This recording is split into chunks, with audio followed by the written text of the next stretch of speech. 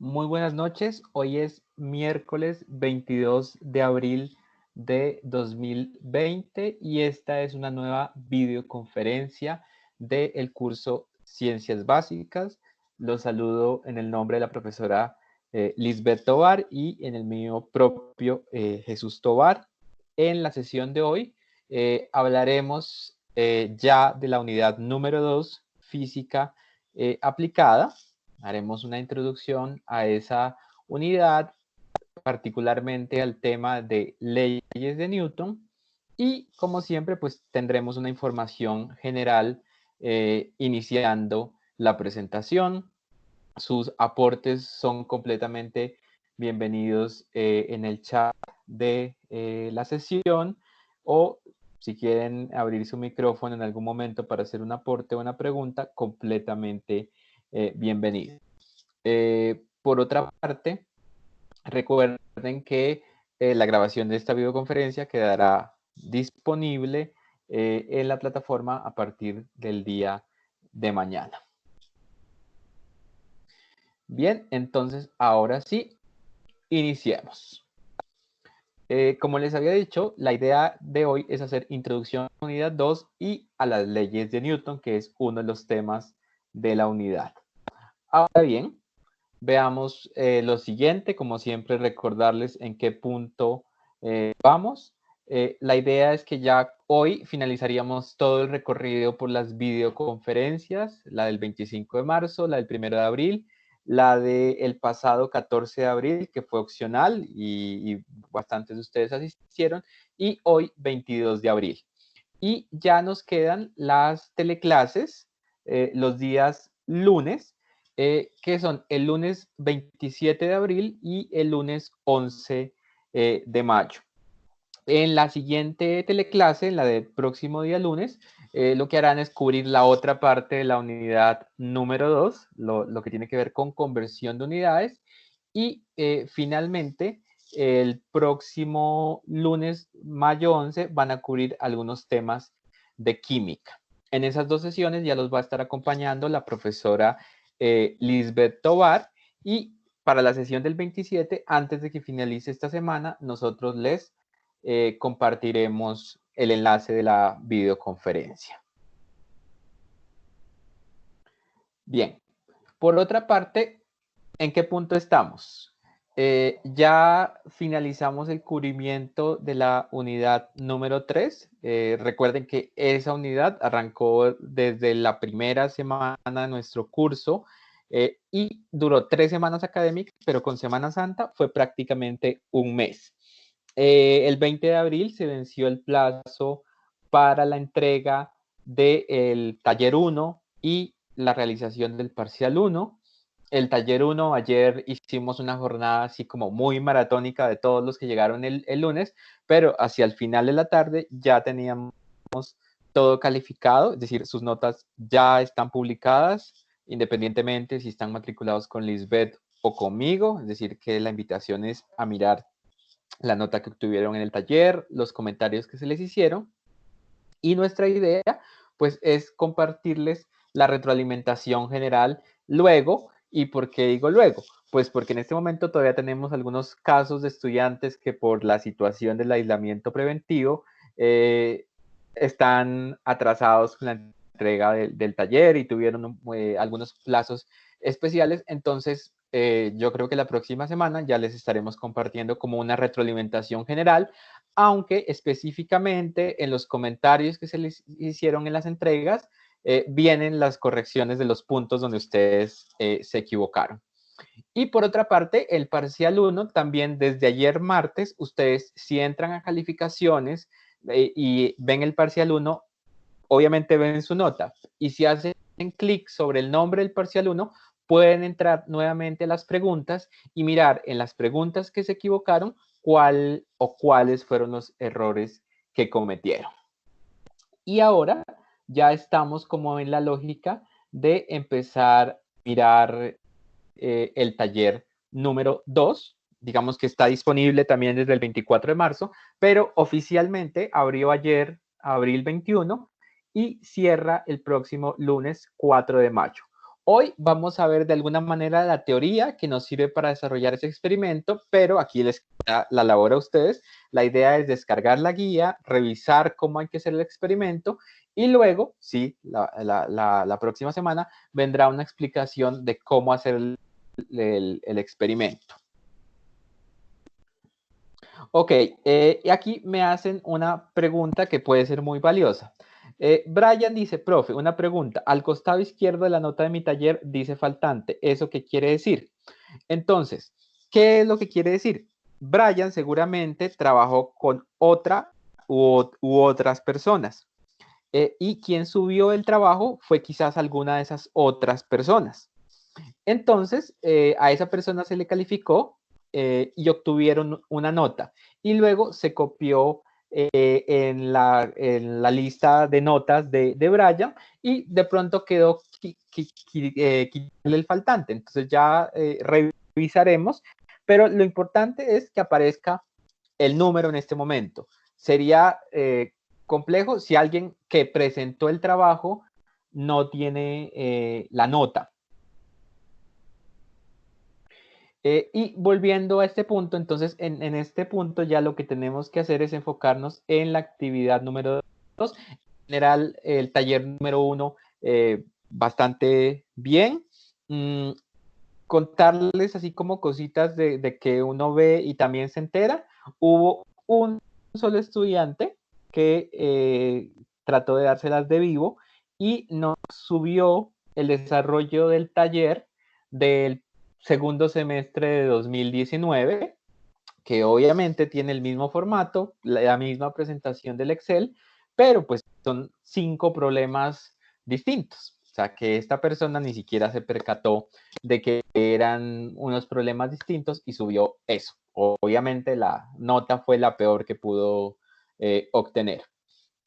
Por otra parte, también decirles, sobre todo en algunos casos, no esperen a que las fechas se venzan como para empezar a hacer las preguntas acerca de los talleres. Si teníamos casi que un mes para realizar la actividad, la idea era ir haciendo preguntas en el transcurso de ese mes, no esperar quizás al último fin de semana o aparecer el domingo a realizar esas preguntas. Entonces, solamente nosotros obviamente estamos disponibles para ustedes, pero también organicen su tiempo para que las dudas las manifiesten con el debido tiempo. Bien, y luego, ya para cerrar con esto de las notas, luego vendrá el parcial 2 que abre del 5 de mayo al 11 de mayo y ya nos enfocaremos en la parte 3, en la unidad de química. Bien, ahora sí, vamos entonces a entrar en la unidad 2 de física aplicada. Criterios de evaluación. Esta unidad tiene 2 criterios de evaluación. ¿Qué es lo que se espera cuando ustedes acaben de revisar esta unidad? Esencialmente 2 cosas. Una, que establezcan relaciones entre las magnitudes físicas. Eso en cristiano, ¿qué quiere decir? Que puedan hacer conversión de unidades, que puedan convertir pulgadas a centímetros, kilogramos a libras, segundos a minutos, grados Celsius a grados Kelvin, que son una habilidad importante, pues obviamente, para manejar las magnitudes en el campo laboral y poder, por ejemplo, entender las restricciones o la forma en que vienen las unidades presentadas en los instrumentos de medida versus la forma en que yo tengo que presentarlas en un informe, por ejemplo. Y el otro criterio es aplicar los conceptos de estática y dinámica para resolver problemas. Es decir, la idea es que ustedes se van con claridad con el concepto de fuerza y que sepan que hay unos principios que rigen la aplicación de las fuerzas. Obviamente, aquí tenemos la visión científica, que ustedes luego en sus cursos van a aterrizar ya a lo que tiene que ver con la seguridad y salud en el trabajo específicamente. Entonces aquí, pues obviamente si estamos hablando de física, lo primero es definir qué es la física y luego sí vamos a hablar de específicamente cuáles son los conocimientos físicos que nosotros buscamos que ustedes aprendan en este curso. Entonces, la física, entre comillas, es la ciencia que estudia las propiedades de la materia y de la energía y establece las leyes que explican los fenómenos naturales, excluyendo los que modifican la estructura molecular de los cuerpos. Es decir, la física estudia los cambios que se producen en la materia y a esos cambios está asociada la energía. Pero hay unos cambios que excluye, que son cuando se modifica la estructura molecular de los cuerpos. De eso se encarga la química. Cuando ya hay una conversión, ya hablamos de la química. Entonces, yo tengo unos huevos y los estoy batiendo, eso es un cambio físico. Si yo batí esos huevos y lo que hice fue ya hacer huevos revueltos en mi sartén, ahí ya hay un cambio químico. De eso se encarga la química y ya eso viene para la tercera unidad. Por otra parte, ¿de dónde viene la palabra física? La palabra física deriva de una palabra griega que es physos, que significa naturaleza. Es decir, que si nos atenemos estrictamente a eso, la física es el estudio de la naturaleza. En la antigua Grecia, la física surge como una inquietud de los filósofos. De hecho, grandes aportaciones a la física que luego fueron aterrizadas en fórmulas matemáticas y en expresiones más concretas vienen de Aristóteles, un gran filósofo. Listo, y ahora viene un primer momento para que ustedes participen, específicamente se llama así, hora de participar, y es, ¿ustedes por qué creen que es importante la física para un tecnólogo en seguridad y salud en el trabajo?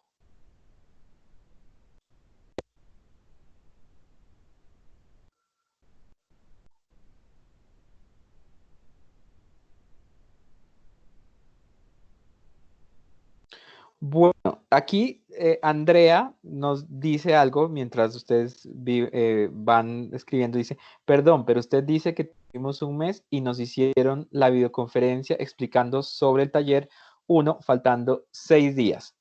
Entonces, Andrea, efectivamente esa videoconferencia fue para explicar sobre el taller, pero recuerda que las videoconferencias y las teleclases hacen parte de las estrategias para que ustedes estudien, pero no son las únicas. Nosotros tuvimos la primera videoconferencia de ciencias básicas el 27 de abril, es decir, unos pocos días después de que el 25 de marzo, estaba leyendo teleclase, un día después de que el curso abrió. Luego hicimos otra videoconferencia explicando otros temas del curso el 1 de abril. Hay videos en la plataforma donde yo específicamente explico cómo hacer un diagrama de dispersión o cómo resolver un sistema de ecuaciones, cómo agregar una línea de tendencia. Es decir, ustedes no deben tener únicamente las videoconferencias, que sí son espacios precisamente para darles esas guías, pero el curso está formado por todas esas cosas que yo acabé de decir. Listo, vamos nuevamente a la pregunta y entonces nos dicen, ¿por qué? A ver, empezar por Aristóteles. Bueno, aquí, para ver más allá de la realidad del problema, sí, efectivamente, porque al momento de hacer análisis de casos podemos deducir situaciones puntuales derivadas de accidentes generados versus accidentes provocados. Muy bien, es decir, la física va a estar relacionada con esos accidentes para calcular cómo fue el accidente o prevenir accidentes. Muy bien. Saber de física también me ayuda a prevenir accidentes o si ya quiero ser más riguroso, como lo dice Diego, inclusive para calcular accidentes, cuál fue la fuerza, cuál fue el esfuerzo mecánico asociado y las energías, por ejemplo, involucradas. Ejemplo, para hacer conversiones las diferentes unidades de medida. Muy bien. Es muy importante porque vamos a estar relacionados con materiales peligrosos. Materiales peligrosos, pero pensando en el riesgo físico. Recuerda que si ya, por ejemplo, estamos hablando del material peligroso, pero que me cayó a la manito y me puede corroerla, ya sería un riesgo químico. Porque las fórmulas físicas sirven para analizar las estructuras físicas de una empresa. Muy bien. Es importante para medir los riesgos a futuro y prevenir accidentes laborales como caídas de altura. Muy bien. Eso es caída libre. Es importante porque nos permite ver la magnitud de grado de accidentes. Muy bien. Aquí siguen llegando sus compañeros. Por otra parte, nos dicen para entender los riesgos asociados a un trabajo como altura, para hacer cálculos, muy bien, excelente, me gustan todos esos aportes. Entonces, llevémoslo concretamente a estas dos cositas, pero que esencialmente ustedes fueron mucho más generosos en sus explicaciones. En nuestro trabajo, en nuestros puestos de trabajo día a día, estamos expuestos a la acción de distintos agentes físicos. Agentes físicos que influyen en nuestro rendimiento, tanto de forma positiva como negativa. Y adicionalmente, algunos de esos agentes físicos presentan riesgos para nuestra integridad. Entonces, ¿qué cosas se deben tener en cuenta como variables físicas que influyen en el trabajo y pues que ustedes, los que ya tienen experiencia y también el transcurso de sus estudios van a ver? Cosas como la temperatura, es una variable física, la humedad del ambiente, la iluminación, la luz, el ruido, las radiaciones no ionizantes. Aquí se excluyeron las radiaciones ionizantes porque las reacciones ionizantes hacen que cambie la estructura molecular. Por ejemplo, en una planta nuclear donde hay radiación y los trabajadores se ven expuestos al efecto de la radiación, ahí hay un riesgo químico. Y cargas físicas, es decir, levantar un bulto, mover una carga y demás. Ok, Liliana, por ejemplo, dice algo que es interesante, el trabajo con soldaduras, los riesgos en altura o en espacios confinados, muy bien. Ok, ¿por qué sacamos las no ionizantes? Perdón, ¿por qué sacamos las ionizantes? Porque las radiaciones ionizantes son un riesgo químico, están generando cambio en la estructura molecular. Un trabajador que sea expuesto a una radiación ionizante está expuesto a que sus átomos comiencen a vibrar y que en consecuencia su estructura molecular cambie. Ok, y ahora sí, ¿qué estudia la física? Muchas cosas. Nosotros en este curso nos quedamos con una partecita porque así está diseñado. Entonces, la primera parte de la física es la más antigua, que es la mecánica clásica.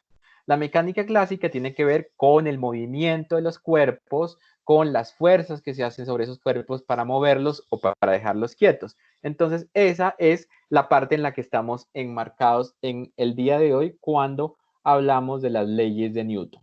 Por otra parte, está la termodinámica. La termodinámica tiene que ver con temperatura y calor. Entonces, significa que yo puedo convertir el calor en trabajo o viceversa. El trabajo se puede convertir en calor. Y pues obviamente ustedes saben que ahí hay unos riesgos asociados. En este curso, la parte termodinámica no se aborda.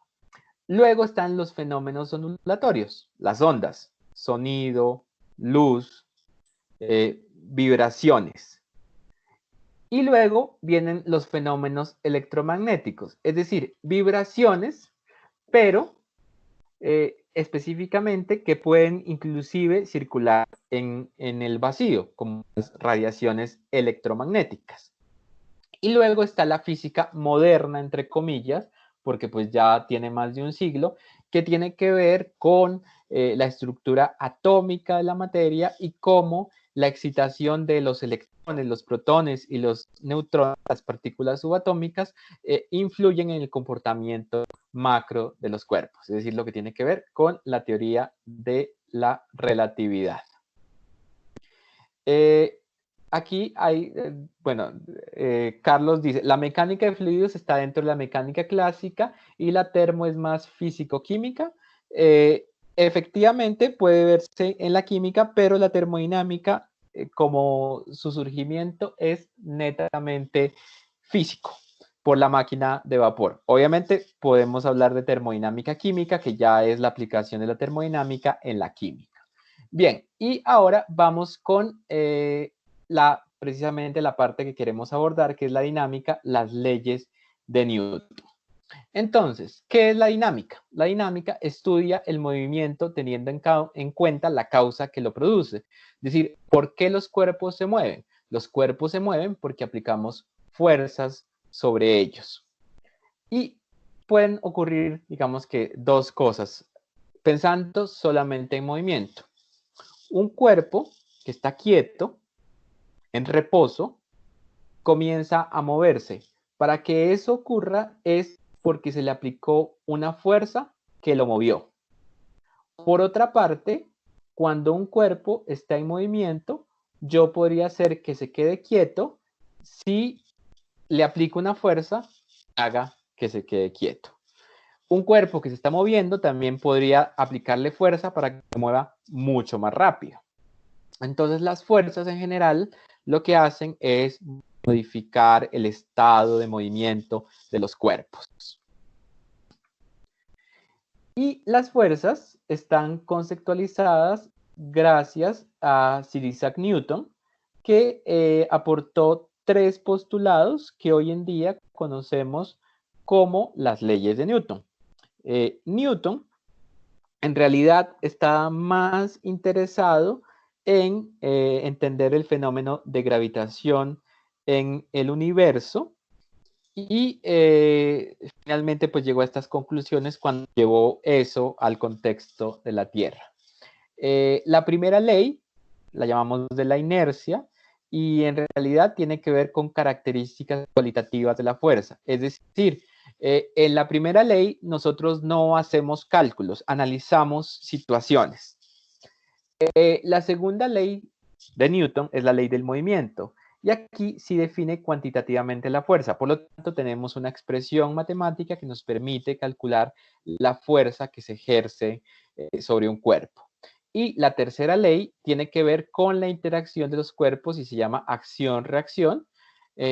Y como les decía, ya tiene que haber cuerpos interactuantes. Lo que vamos a mirar acá es una definición de cada una de las leyes, un poquito más en profundidad, pero obviamente la que más nos vamos a detener es en la segunda ley de Newton. Entonces, la primera ley de la inercia, cito entrecomillado. Si un cuerpo se encuentra en reposo, seguirá en reposo, salvo que una fuerza neta lo obligue a moverse.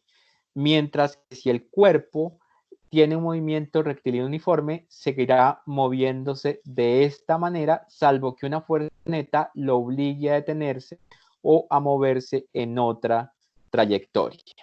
Es decir, eso traducido a lenguaje más sencillo significa, si un cuerpo está quieto, va a seguir quieto, a menos de que yo le aplique una fuerza que lo obligue a moverse. Si un cuerpo está moviéndose de manera rectilínea, uniforme, el cuerpo seguirá moviéndose indefinidamente. Miren que los postulados científicos parten de un mundo ideal. ¿Por qué? Porque ese cuerpo puede encontrar fricción con el piso y por lo tanto quedarse quieto en algún momento. Pero en términos generales, si no hubiese esa fricción, seguiría moviéndose indefinidamente. Aquí vemos cómo el principio de la inercia se aplica a situaciones en las cuales un cuerpo está en movimiento y es obligado a quedarse quieto. Entonces, el tubo de ensayo viene montado en la patineta, encuentra la roca que hace que la patineta frene, pero como el cuerpo está moviéndose, tiende a seguirse moviendo y lo que hace, pues en este caso, es caer al piso y quebrarse. Nosotros lo podemos sentir cuando vamos en un vehículo y tenemos que frenar en un semáforo o pegar un frenón demasiado abrupto. Sentimos que nuestro cuerpo va hacia adelante porque quería seguir con su movimiento. Y ocurre lo contrario, por ejemplo, cuando estamos quietos y el vehículo arranca, nuestro cuerpo tiende a irse hacia atrás para seguir en la posición de reposo que estaba. Listo. Por otra parte, tenemos la segunda ley de Newton. La segunda ley de Newton la denominamos, como ya les había dicho, ley del movimiento, y me dice lo siguiente, comillas.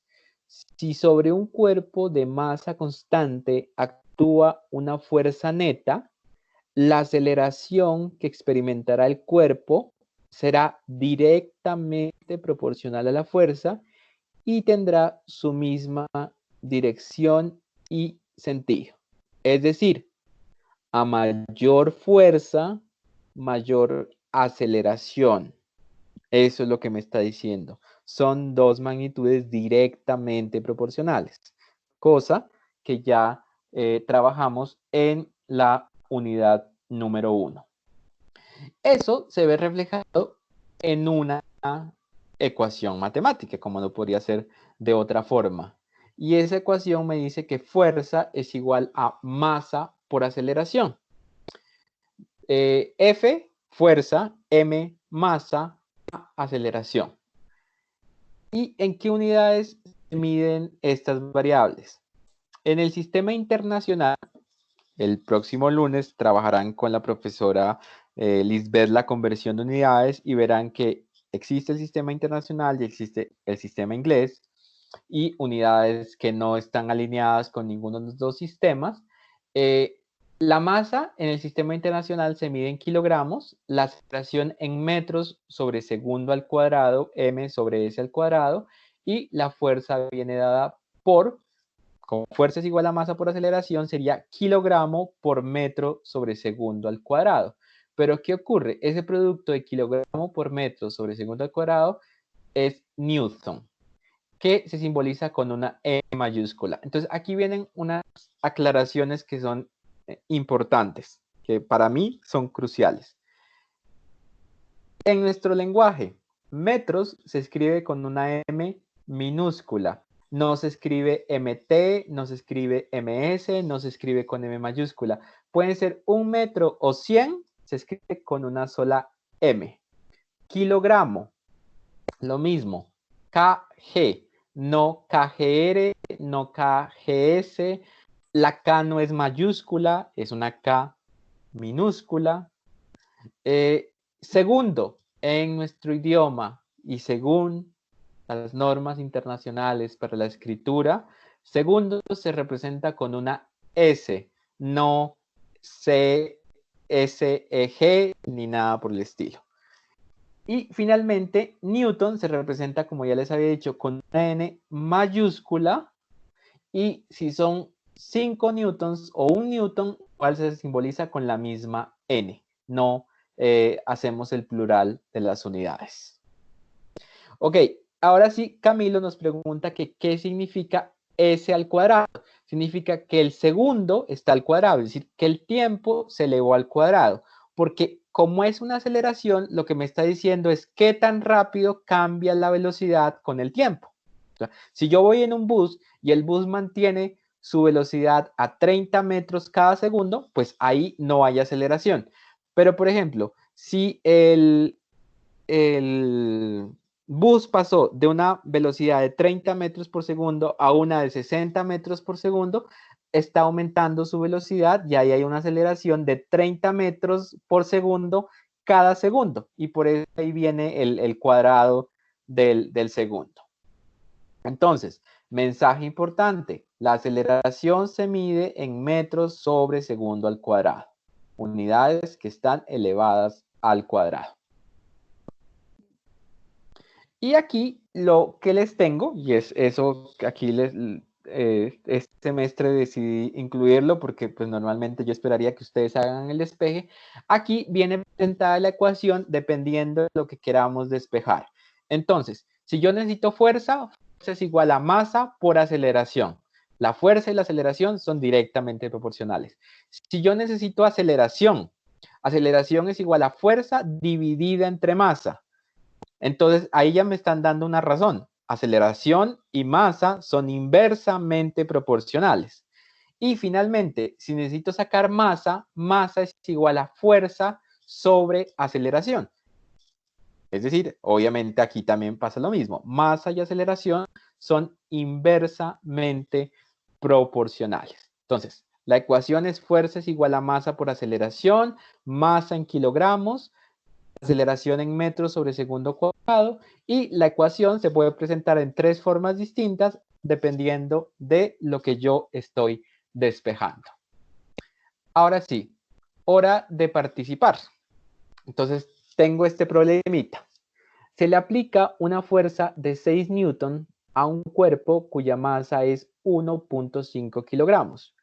¿Cuál es la aceleración que experimenta? La respuesta debe ser un número, pero debe tener unidades. Entonces, abierto el escenario para que ustedes me digan cuánto es la aceleración.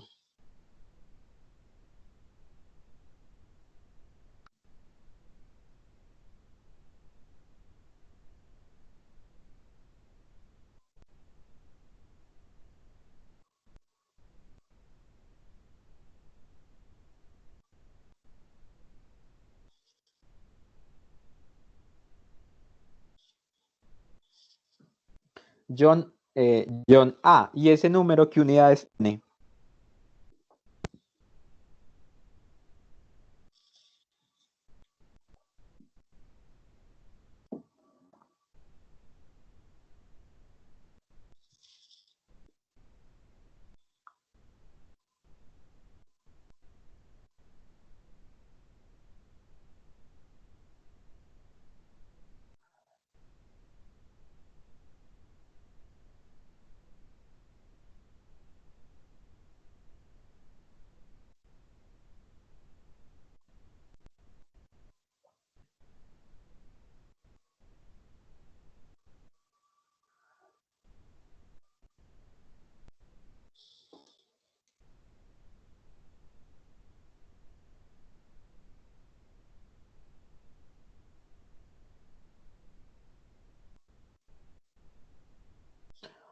Ok, vamos entonces a revisar. En general, pues lo veo muy acertados. Lo problemático primero es como el número. Recuerden, los que solamente ponen un número tienen que tener en cuenta las unidades. Entonces, veamos. Datos. Fuerza, 6 newton. Masa, 1.5 kilogramos. Incógnita, la aceleración. Por lo tanto, aquí en mi diagrama de Venn de fórmulas, yo ya sé que la que tendría que usar es la fórmula que me permite despejar la aceleración. Entonces, aceleración es igual a fuerza dividido masa. Entonces, aceleración es fuerza, que es 6 newton sobre 1.5 kilogramos. 6 dividido entre 1.5 da 4. Tienen toda la razón los que dijeron 4, pero les faltó las unidades. Ahora, unidades. Newton sobre kilogramo. Los que dicen que newton sobre kilogramo no es tan mal. Ahora, ¿qué ocurre? En realidad, la aceleración, según el sistema internacional, ese newton sobre kilogramo, si nosotros hacemos la simplificación, es metro sobre segundo al cuadrado, como lo había insistido. Quiero ver algunas respuestas con el ánimo de corregir. Entonces, a John lo que dijo, 4, le faltó las unidades. Liliana dice FA igual F menos M6, no entiendo qué es eso. Brian, 4 newtons sobre kilogramo. María A, nos faltó la unidad. Melkin, la unidad. Liliana, si es 1.5, bueno, no sé ahí qué fue. Johan A, 4, muy bien. Pero aquí viene la escritura. Ustedes dirán, esto es ganas de molestar. Y no, los newtons se simbolizan con N mayúscula. Entonces sería newton sobre kilogramo. Bueno, Liliana ya dice 4. John, 4 metros sobre segundo al cuadrado. Yo aquí sí sé que es que el cuadrado es muy complicado de ponerlo, así que ahí digamos que es aceptable. Oscar, 4 metros sobre segundo al cuadrado. Bien.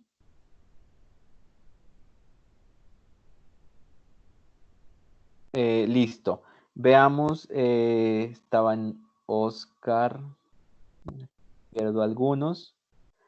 Andrea, 4, muy bien. La N debería ser mayúscula y los kilogramos no se simbolizan con KL, KG, 4 metros sobre segundo cuadrado, 4 newtons sobre kilogramo.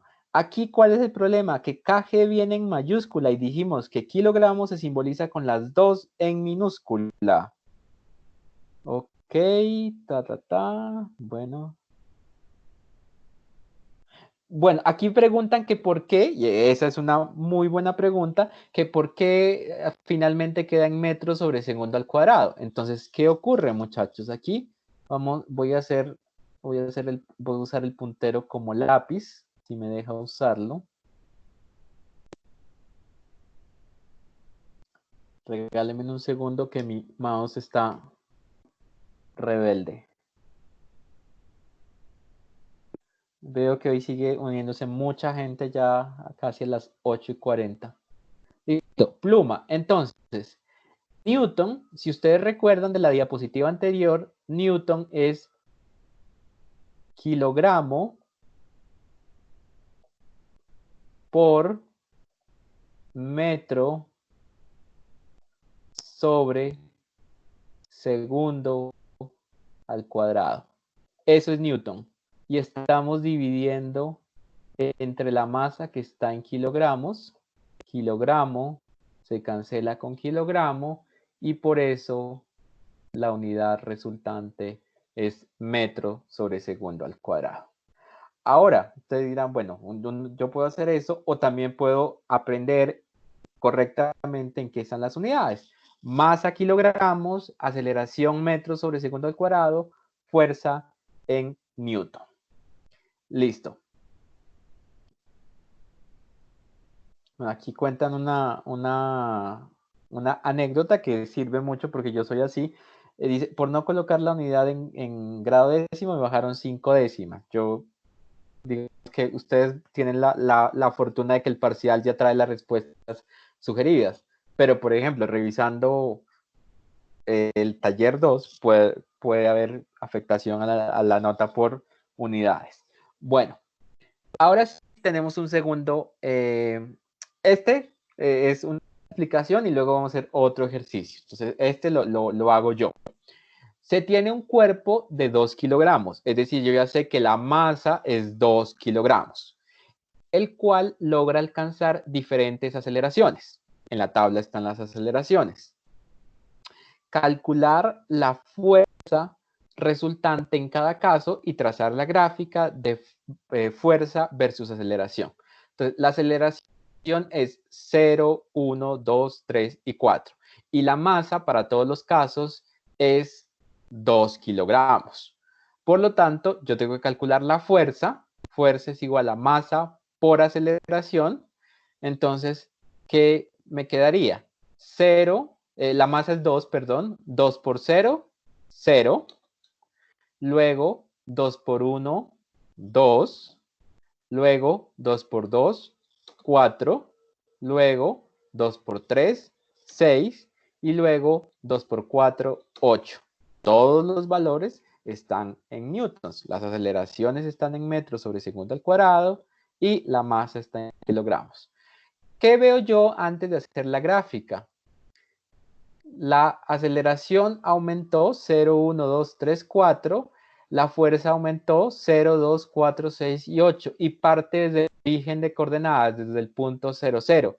Es decir, son magnitudes directamente proporcionales o inversamente proporcionales.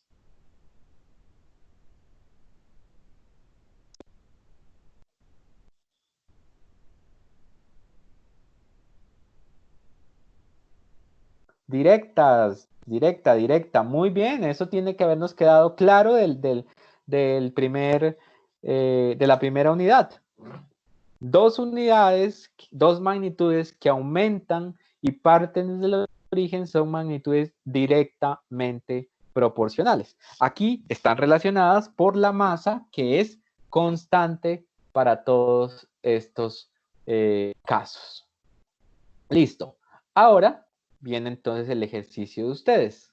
Dice, se aplica una fuerza constante de 36 newtons. Es decir, aquí lo que es constante es la fuerza, la misma para todos. A diferentes masas, ver la tabla. Aquí hay masa de 2, de 3, de 4, de 6 y de 9. Calcular la aceleración en cada caso y cómo sería la gráfica aceleración versus masa. Yo sé que esto es más demoradito, es decir, que ahí tienen unos 4 minutos para hacerlo.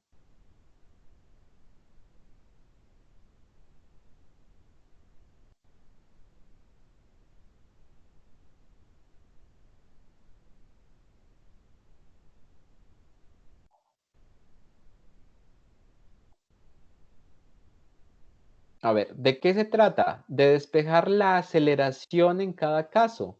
Ustedes ya tienen la fuerza, que para todos los 5 casos es 36. La masa ya la tienen para cada una, 2, 3, 4, 6 y 9.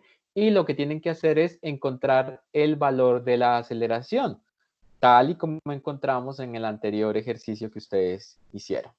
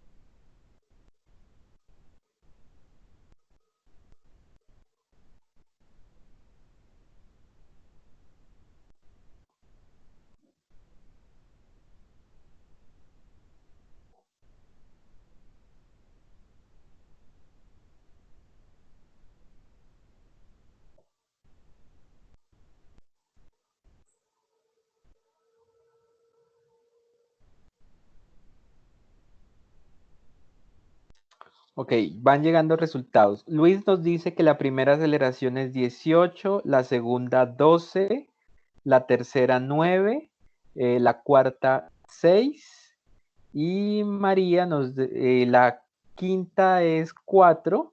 María A nos pasó los mismos 5 valores, pero ya em, en un mismo reporte. Lidis nos dice con respecto al comportamiento que es inversamente proporcional. Entonces, veamos. Como tenemos masa y tenemos fuerza, lo que necesitamos encontrar es aceleración. Por lo tanto, la fórmula sería aceleración es igual a fuerza sobre masa. Lo habíamos visto en el esquema de las 3 ecuaciones despejadas, pero pues la idea aquí también era que si les doy la fórmula sin despejar, ustedes sepan reemplazar los valores para encontrar. Listo. Ahora sí, entonces la primera sería 36 dividido entre 2, que creo que aquí tengo todos los valores de una vez. Sí, 36 dividido entre 2 da 18 metros sobre segundo al cuadrado. 36 dividido entre 3 da 12 metros sobre segundo al cuadrado. 36 dividido entre 4 da 9 metros sobre segundo al cuadrado. 36 dividido entre 6 da 6 metros sobre segundo al cuadrado. Y finalmente 36 dividido entre 9 da 4 metros sobre segundo al cuadrado. Entonces, ¿qué estamos viendo? Que la masa va aumentando y la aceleración va disminuyendo. Por lo tanto, son magnitudes inversamente proporcionales. Recuerden, el concepto de indirecta no existe en matemáticas. Son directamente proporcionales e inversamente proporcionales. Yo sé que ahí nos hicieron una mala jugada, pues porque debería llamarse indirecta, pero no, se llaman inversamente proporcionales. Ok, Sandra nos dice, ¿de dónde sale el 36? Pues viene dado en el ejercicio. Se aplica una fuerza constante de 36 newton. Muchachos, aquí la invitación es a leer completamente los enunciados.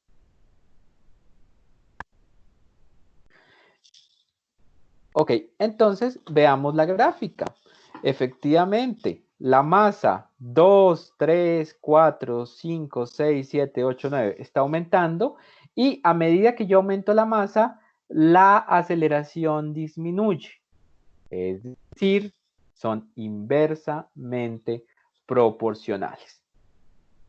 Ahora, entonces ya como para aterrizar un poco, ustedes en el laboratorio que van a hacer en el taller 2, lo que van a hacer es construir una de estas dos gráficas. Específicamente, la gráfica que van a construir es una gráfica de fuerza versus aceleración. Es decir, según la teoría, me voy a devolver, lo que ustedes van a conseguir en su laboratorio es una gráfica más o menos así. Les digo más o menos así, pues porque todo depende de la precisión en el desarrollo del laboratorio. Listo. Ahora vamos a la tercera ley, que se llama ley de acción y reacción. Les decía, cuando veíamos el mapa conceptual de las tres leyes de Newton, que la tercera ley tiene que ver cuando ya hay cuerpos que interactúan entre sí, cuando hay dos cuerpos.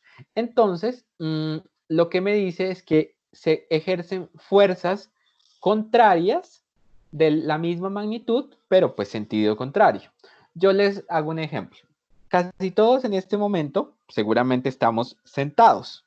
Entonces nosotros estamos ejerciendo sobre la silla o sobre la cama una fuerza que es el peso, que va desde nuestro cuerpo hacia la superficie en la que estamos sentados. Pero esa superficie nos está respondiendo con una fuerza en dirección contraria que se llama la normal. Es decir, de la silla hacia arriba. Esas dos fuerzas están en equilibrio y por eso yo estoy quieto en este momento. ¿Qué pasa si mi peso le gana a la normal de la silla? Yo rompería la silla y caería al piso. ¿Qué pasaría en sentido contrario? Por ejemplo, si la superficie ejerciera una fuerza muy grande sobre mi cuerpo, me sacaría, me empujaría por fuera. Entonces, generalmente cuando los cuerpos están interactuando, siempre ocurre una fuerza contraria. Y aquí estaba leyendo que dice, o todo lo que sube tiene que bajar. Esencialmente, cuando todo cuerpo sube, llega a una altura máxima a partir de la cual el peso gana y lo empuja hacia abajo.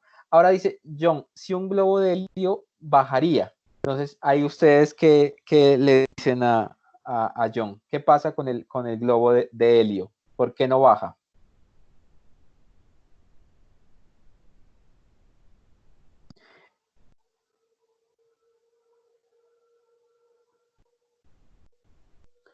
Entonces, nos dice, siempre deben ser iguales para cumplirse la ley de acción y reacción. Muy buena pregunta, Brian. Nosotros partimos de la situación hipotética de que la acción y la reacción son iguales y ahí el cuerpo está en equilibrio. Ese es el punto que nos interesa.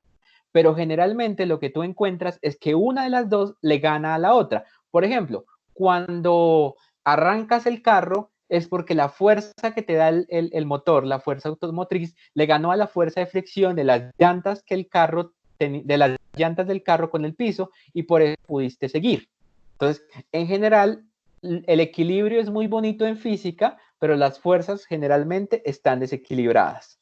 Ahora dice Adrián, creo que con respecto, la atmósfera tendrá que ver, efectivamente, ¿qué pasa en particular con el helio? El helio es menos denso que el oxígeno y el nitrógeno que están mezclados en el aire. Eso significa que hay un desequilibrio, que era lo que le estaba respondiendo ahora a Brian, y si hay un desequilibrio, el empuje que va hacia arriba le ganó al peso que va hacia abajo y el globo sigue subiendo. ¿En qué momento bajaría? Cuando encuentre una atmósfera menos densa que la del helio y por lo tanto ya se vea obligado a bajar. Cuando una le gana a la otra, están desequilibradas. Entonces, efectivamente, ahí ya no hay reposo. ¿El helio es más pesado que el oxígeno? No, es más liviano. Por eso flota, por eso se va y el empuje hacia arriba le gana al peso hacia abajo.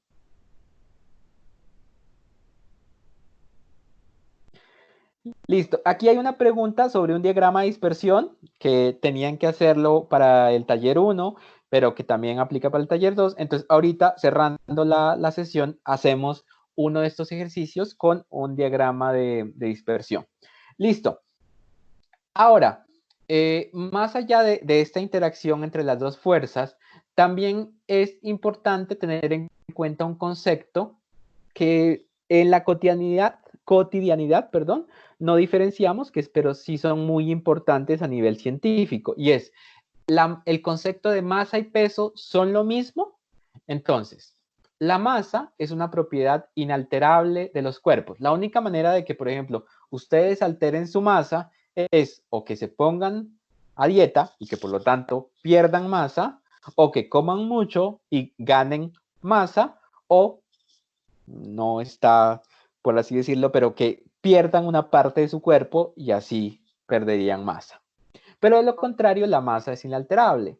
En cambio, el peso, desde el punto de vista físico, el peso depende de la gravedad del sitio donde me encuentre.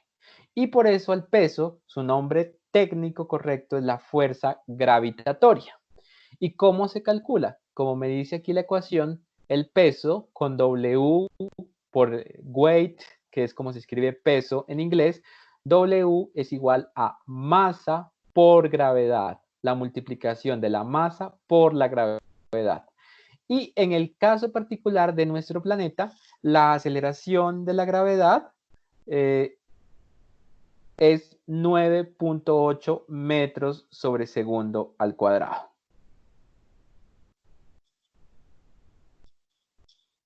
Y aquí viene un concepto, pero antes de hacer el ejercicio, entonces, insisto, la masa es una propiedad inalterable de los cuerpos. La altero es por medio de procesos en los cuales o le agrego masa, piensen en ustedes como seres humanos, comiendo más, o le quito masa, hice ejercicio y mejoré mi dieta, o porque perdí una parte del cuerpo, mientras que el peso depende del sitio en el que me encuentre. Entonces aquí viene otro ejercicio. Ayer Heráclito, que vive en Tunja, fue al médico y cuando se subió a la balanza, el médico leyó 65 kilogramos. A partir de este dato y sabiendo que la gravedad en la Tierra vale 9.8 metros sobre segundo al cuadrado y la gravedad en la Luna vale 1.96 metros sobre segundo al cuadrado, responde, ¿cuál es la masa de Heráclito en la Tierra? ¿Cuál es la masa en la Luna? ¿Cuál es el peso en la Tierra? ¿Y cuál es el peso en la Luna?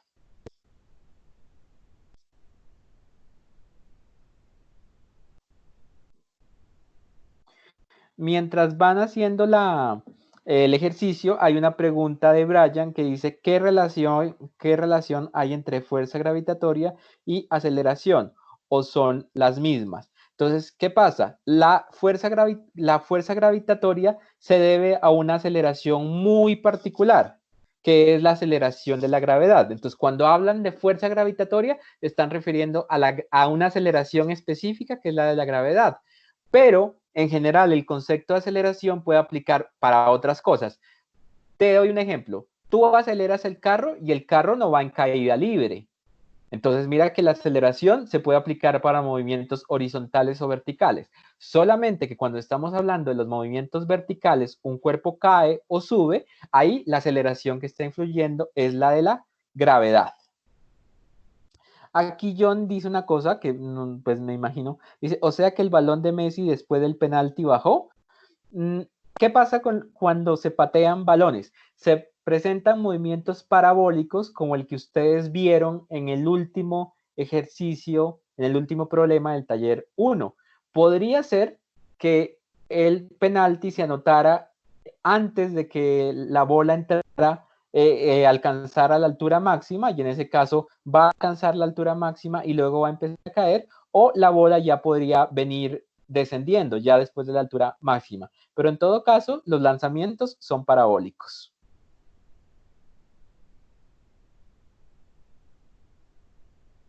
Dice, John nos pregunta, ¿la aceleración de la gravedad varía según la altura? Sí, efectivamente, John. Nosotros tomamos la gravedad como 9.8 como constante para nuestro planeta. Por comodidad la usamos a veces como 10, pero en realidad, si nosotros nos ubicamos en el ecuador terrestre, es decir, en Quito, hay un valor de la gravedad que es como el más alto.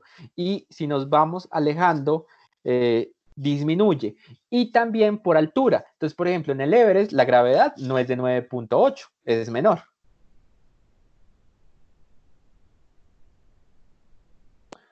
Ok, aquí muy bonito todo, pero entonces, ¿qué pasó con el ejercicio? ¿Qué dicen?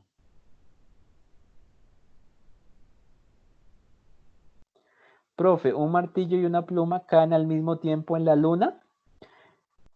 Sabes que la luna, como tiene gravedad, más poquita que la nuestra, pero igual tiene gravedad, no es una demostración perfecta del experimento de Galileo. Para eso necesitamos el vacío perfecto. Ok, Daisy nos dice una respuesta muy bonita.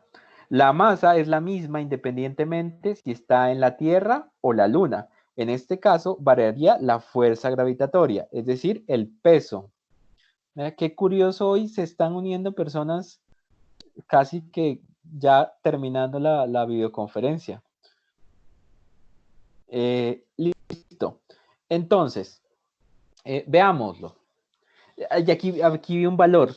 637 newtons W. Ya vemos dónde son esos 637 newtons. Entonces, como nos dijo nuestra querida compañera Daisy, la masa es 65 kilogramos, no importa que el tipo esté en la Tierra, en la Luna o en Saturno. Mientras que el peso cambia. El peso es masa por gravedad. En el caso de la Tierra sería 65 por 9.8 y eso da 637 newtons. Y finalmente en la Luna sería 65, la misma masa, por 1.96, que es la gravedad de la Luna, y eso da 127.4 newtons. Entonces ahí sí ya se explica algo muy importante y es por qué en la Luna un astronauta puede dar un salto y de repente se eleva tanto. Pues porque la gravedad que lo atrae hacia la superficie de la Luna es mucho menor que en la Tierra. El empuje que se dio hacia arriba, el impulso, le gana a esa gravedad y por eso puede alcanzar a hacer un salto que no logra en la Tierra. Ok, aquí sí, Brian, aquí no había que hacer despeje, simplemente era calcular trabajo no, perdón, peso es igual a masa por gravedad. Ok, ahora hablemos de otro concepto. Las fuerzas se transforman en energía. La energía es la capacidad de producir trabajo como movimiento, es decir, mover una caja es trabajo. La luz solar o la luz que tenemos que nos permite iluminarnos es trabajo eléctrico, es decir, son electrones moviéndose y generando una potencia que se ve reflejada en la electricidad. Calor, el calor es gasto de trabajo. De hecho, les decía que la termodinámica estudiaba la relación que había entre el trabajo y el calor. Entonces, la energía la hay de muchos tipos. Y entre los tipos que hay dos que nos interesan en este momento. La energía cinética y la energía potencial gravitacional, a la que también a veces solamente llamamos potencial. Entonces, ¿qué pasa con este señor? Supongamos que este señor estaba en la parte más alta de la escalera. En ese momento, toda su energía era potencial gravitacional o simplemente potencial. La energía potencial está asociada con la altura. Es decir, si yo estoy a ras de piso, mi cuerpo no tiene energía potencial. Pero si yo estoy haciendo un trabajo en alturas, mi cuerpo ganó una energía potencial debido a la altura que tiene el cuerpo. Por otra parte, cuando un cuerpo comienza a moverse, su energía ya no es potencial, sino que es cinética. Entonces, si este señor se cae de la escalera, el problema está en que toda esa energía que había potencialmente guardada en él se está convirtiendo en energía cinética que le va a hacer daño cuando el cuerpo caiga a la superficie del piso. Entonces, a medida que un cuerpo cae y pierde altura, pierde energía potencial y gana energía cinética. Es decir, un momentito antes de que él toque el piso, toda su energía potencial se convirtió en energía cinética. Y luego viene el problema que les digo, y es que esa energía cinética generalmente se convierte en trabajo de fricción. Entonces hay, en el mejor de los casos, raspaduras, pero hay lesiones, hay liberación de energía en forma de calor por la fricción y demás. Y ahora nos hacen una pregunta. ¿Y la mecánica cuál es? Excelente pregunta, Brian. La mecánica es todos estos tipos de energía, es decir, la energía cinética más la energía potencial conforman la energía mecánica. La energía mecánica son estos dos tipos de energía. Lo voy a agregar a la presentación, es muy buena la observación. Entonces, la mecánica es esta. Ahora, ¿qué pasa? Generalmente se están presentando las dos, pero nosotros partimos de situaciones donde puede presentarse la una y la otra. De hecho, aquí viene la preguntita de foro nuevamente.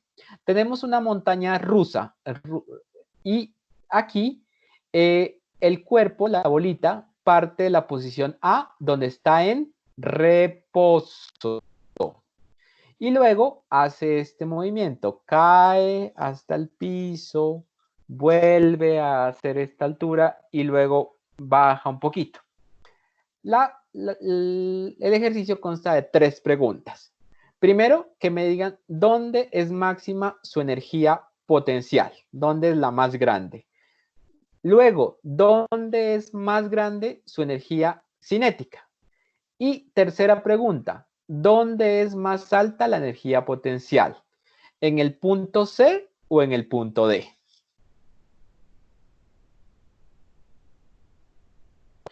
Ok, ya ahorita vemos. Ahí sí, díganme como cuál pregunta están contestando para saber. Como podemos ponerle pregunta 1, pregunta 2 y pregunta 3. Entonces, o A, B y C, no sé, como les quede más fácil. Listo, voy a ver aquí algunas preguntas. Listo, ta, ta, ta.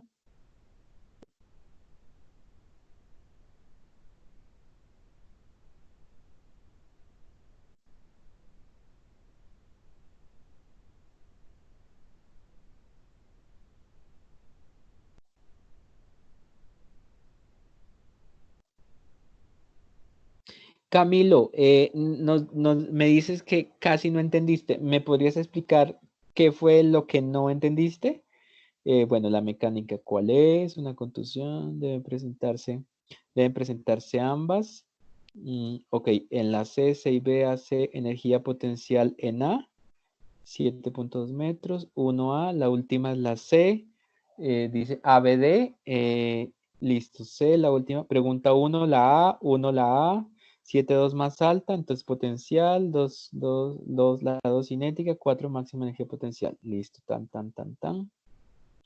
Ok, entonces, primera pregunta, ¿dónde es máxima su energía potencial? Su energía potencial es máxima en el punto de arranque de la trayectoria porque ahí tienen la altura más grande posible.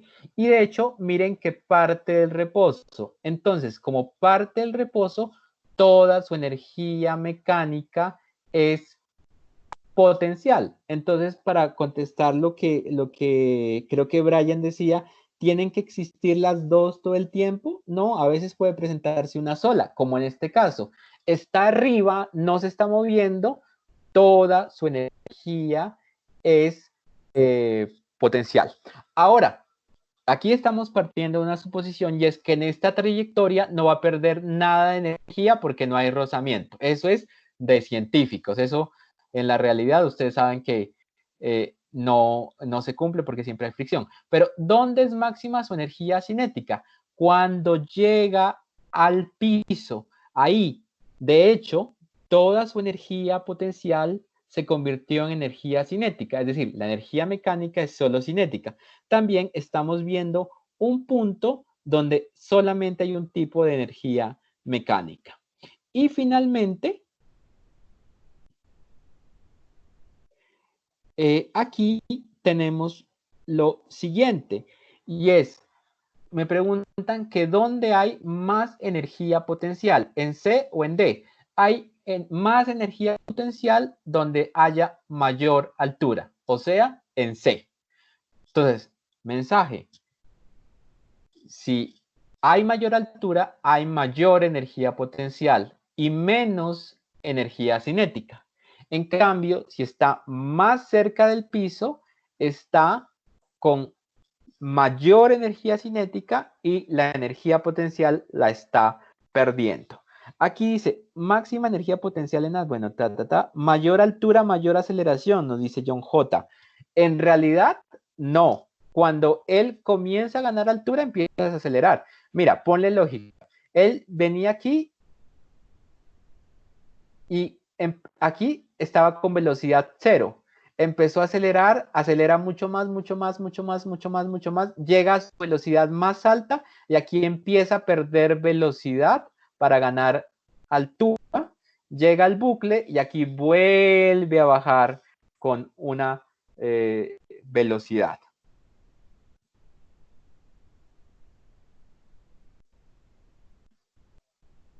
Ok,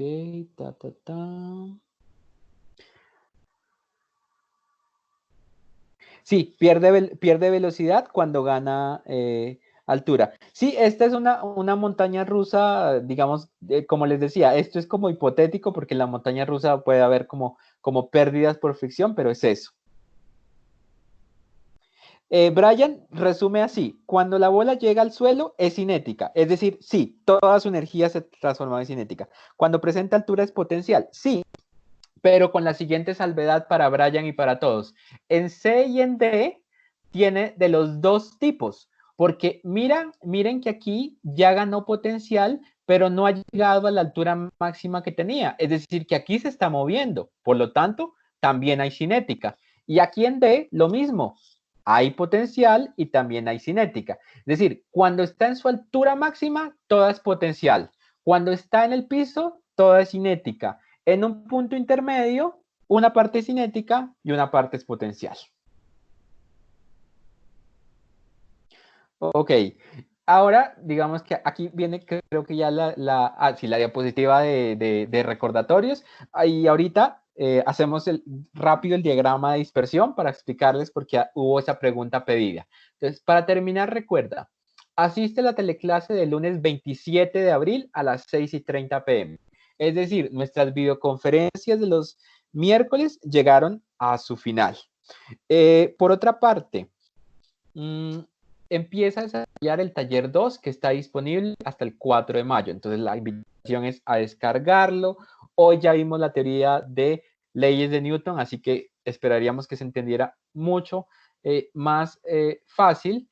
Y la idea es, ya me pondré de acuerdo con la profesora Lisbeth, si ella explica el taller en la teleclase o hacemos un video explicativo únicamente para el taller. Revisa en la pestaña módulos de Canvas los contenidos de la unidad 2 que tienen que ver con las leyes de Newton y la conversión de unidades. Ahí también la recomendación de una aplicación que se llama Mi Calculadora de Xiaomi, que les ayuda a hacer conversiones de unidades, porque es importante que ustedes aprendan a hacer las conversiones, pero también a que usen las herramientas que nos brinda hoy en día la tecnología para hacer esas conversiones. Por último, los invitamos a esta semana realicen la trivia de leyes de Newton. Hay que ver un video que dura creo que como 4 minutos y luego hay algunas preguntas. Y lo mismo de las trivias. Recuerden, las trivias las pueden hacer más de una vez, pueden saber cuáles fueron sus errores y demás.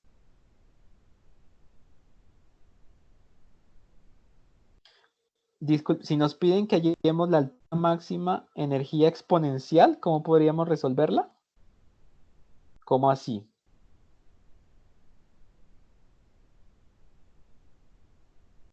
Ok, aquí dice que el video, me imagino que es el video de la trivia, está en inglés. Ustedes escogen en la parte de abajo del menú del video de YouTube donde dice subtítulos y le ponen los subtítulos en español. La trivia de Newton ya está disponible, ya lo verifico, yo creería que sí, pero si no, ahorita apenas colguemos, lo reviso para que quede ya disponible.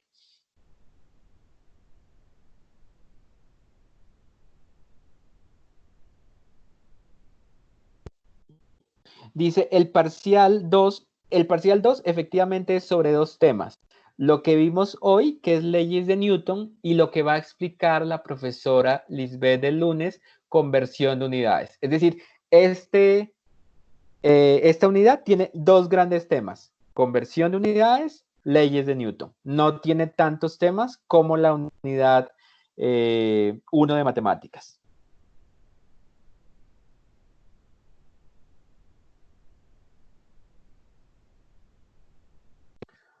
Listo, entonces aquí les traía una frasecita que me gusta mucho y es de Newton precisamente. Si he visto más lejos, he estado sobre los hombros de gigantes. Es decir, Newton, con todo lo brillante que fue, siempre dijo que todo lo que había hecho era gracias a todas las personas que lo habían precedido, en particular a Galileo, que murió, curiosamente, el año en que Newton nació.